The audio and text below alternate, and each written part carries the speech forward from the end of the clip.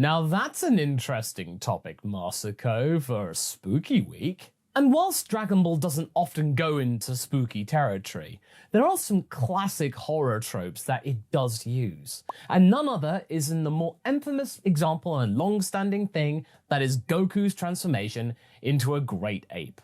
Asked about it, Toriyama himself stated, "I'd hardly thought of anything. I hadn't come up with the concept of him being an alien until Vegeta came. And I think I originally meant his giant ape form to be just a transformation, like a werewolf. For it to turn out over the course of the writing that Goku's really an alien was something that took even me by surprise. Ha ha ha ha ha ha." Oh, classic Toriyama. But anyway, in TV anime guide Dragon Ball Tenkaichi Densetsu, Toriyama outright states his werewolf inspiration, which again is nothing that surprising. I think most of us knew that that was where the inspiration came from. But one of the funniest quirks of the Great Ape is the fact that Oozaru in fact directly translates as Great Monkey. That makes sense because, you know, none of the apes have tails, that's kind of their thing, and most monkeys, well, you start to get the overall idea. After all, that is the main distinction between the two. Whilst humans are ape people, Saiyans are meant to be monkey people. Not all that different, but also not identical. Case closed, right? Well, not exactly. Searching through Kanzenshu's archives got us to Holmes's post from 2010 that points out at this being a slightly more complicated issue. There aren't any apes native to Japan, save Homo sapiens, I suppose, so there aren't exactly any kanji that refer to them as a whole. The closest thing would be the kanji for this, which could be used to refer to the orangutan. The word shoujo is an old Japanese word for orangutan, although technically it originally referred to a mythic Chinese creature that was probably based on the orangutan. Nowadays, a simple katakana spelling of the name orangutan is usually used to refer to them, orang-utan. For gorillas too, the kanji name for them is shoujo, but they're usually now just called gorilla. And chimpanzees just have a katakana name too, chimpanzee. Homo sapiens, meanwhile, are hito, though even this is typically written in katakana in biological contexts. The Japanese name for the Hominoida superfamily, for instance, is hitojoka, human superfamily. So as you can see, a simple case of the nomenclature might not be as easy as we previously thought. Also, it's worth noting, as reminded later by Herms, that Great Ape is already an actual term with a very specific meaning. Going by the definition form from the Cambridge Dictionary, Great Ape is an animal from the group of animals that includes gorillas, orangutans, and chimpanzees. That's why we'd rather stick with Oozaru, you know, it just makes sense. Less confusion that way. But the name is not the only confusing thing. There are some interesting quirks related to the form itself. It might be how it has been drawn by both Toriyama and Toyotaro, but at the end of the day, all Great Apes appeared to be of roughly the same height. We even might take this idea further by connecting it to Super Saiyan 4, and the reason why both Goku and Vegeta appear to have been roughly in the same age, even though one is a kid when he attains the form, and the other is in a pretty advanced state of middle age. So it could go some way to explain that oddity. After all, Super Saiyan 4 samples the most from both Great Apes and the Saiyan tail. But speaking of tails, there is a lot of weirdness related to them as well. And while we are focusing this video on the were-monkeys mostly, it would be a crying shame to not talk about this particular appendage of the Saiyans, or the lack thereof. The easiest explanation of why we do see less and less of them over time, with of course the notable exceptions of Broly, and of course in the Granola Saga with the flashback sequences and superhero to boot, is that recent Dragon Ball has sort of moved on, that tale has ended. The very pragmatic reason though was given by Toriyama in Super History Book for Dragon Ball's 30th anniversary. Can't believe that was 10 years ago. But anyway, translation credit once again goes to Herms. Yeah, I preferred to put most of the focus on the story, so I gave them plain designs, but beyond that, I think it boils down to the idea that it's more interesting to have the weak-looking plain guys be strong. With Goku, he started out as being just a straight-up monkey. Then I thought about it some more, and made him a human, but Torishima-san said, that's Toriyama's editor, that he needed to have something to set him apart, so I gave him a tail, but it just kept getting in the way. Laughs. No, it's just that I'm always thinking about how things are supposed to work, so it was a real pain to figure out how he'd put his pants on or stuff like that. That's what always bugged me most. Is there a hole in the pants? Does he put his tail through first, then put the pants on? So that made me just want to get rid of the darn thing, which I did in the end. Laughs. So yeah, not a big surprise there, that the author did not like drawing tails, but luckily, he also provided some in-universe explanations about why we see less tails. In the Q&A session from Shonen Jump issue 1 of 2003, he provided two rather interesting answers from international viewers. Why don't Goten and Trunks have tails, says Kakaroto via the internet? It seems that tails are a recessive genetic trait. And then there was another question, what happened to Vegeta's tail after he was defeated on Earth? From Marc Lacroix, Nova Scotia, Canada. The tail lets you gain tremendous strength instantly by transforming into a great ape, but the risks are equally great. You'll lose your strength if it's squeezed. Once you're as powerful as Vegeta and Goku, the tail just gets in the way.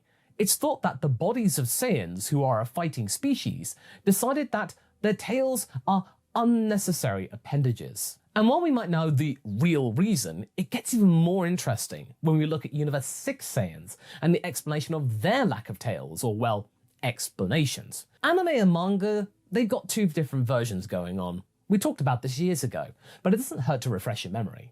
In the manga, they simply evolved to no longer have tails, thusly being unable to transform into a great ape anymore.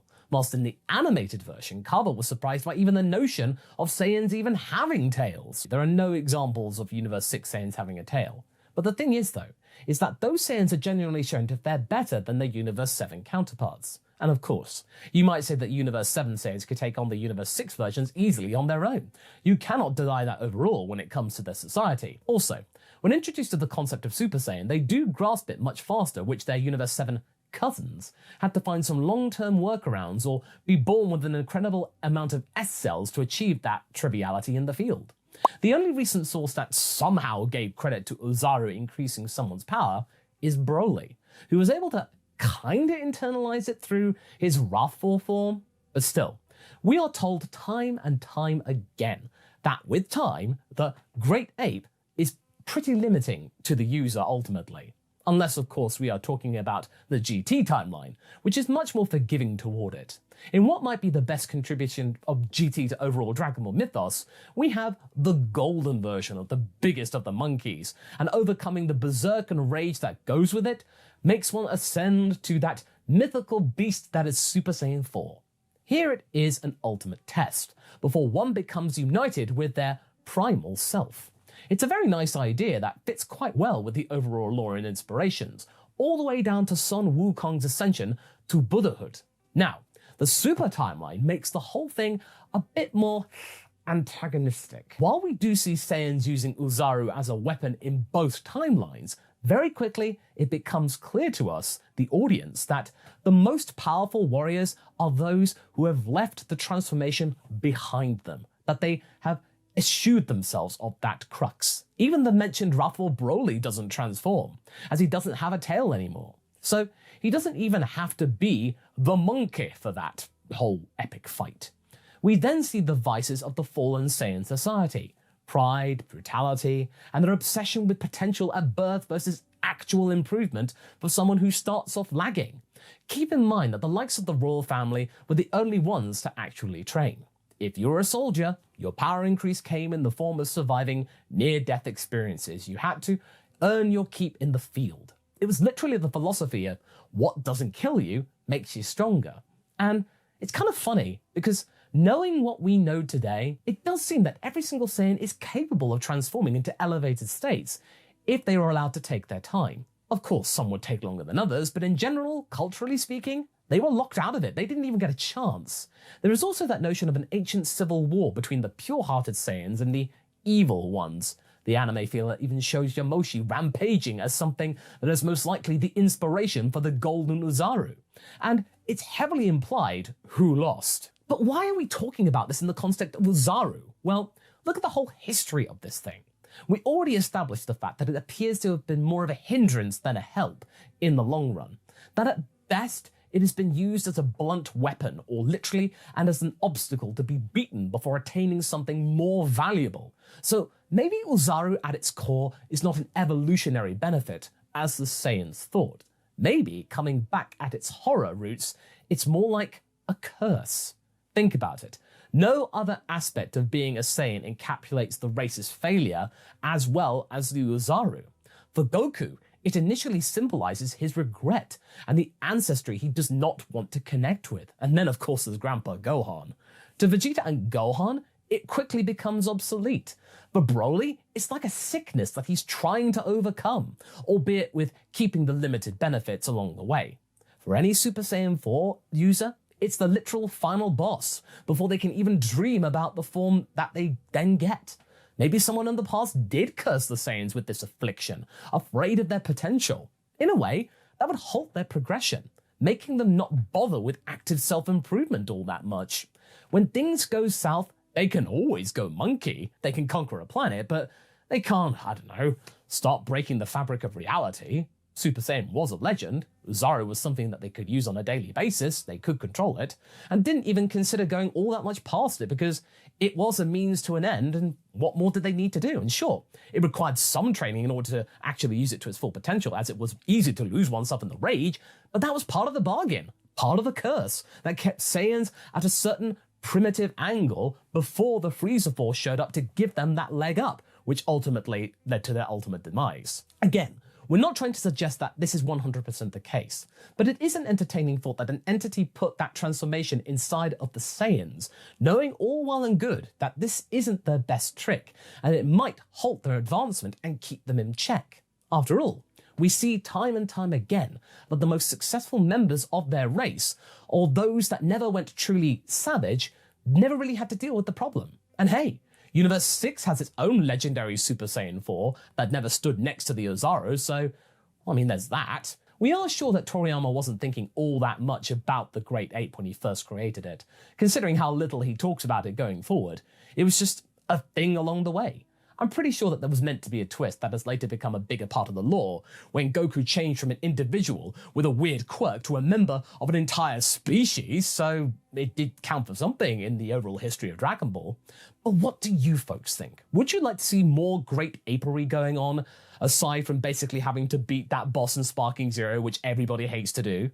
But what are your other favorite Oozaru moments? Which name do you use? Oozaru, Great Ape, Great Monkey, Giant Monkey form? We'd love to hear your answers in the comments, and we hope you're having an excellent Halloween. Until then, I shall see you in the next video. Spook you later.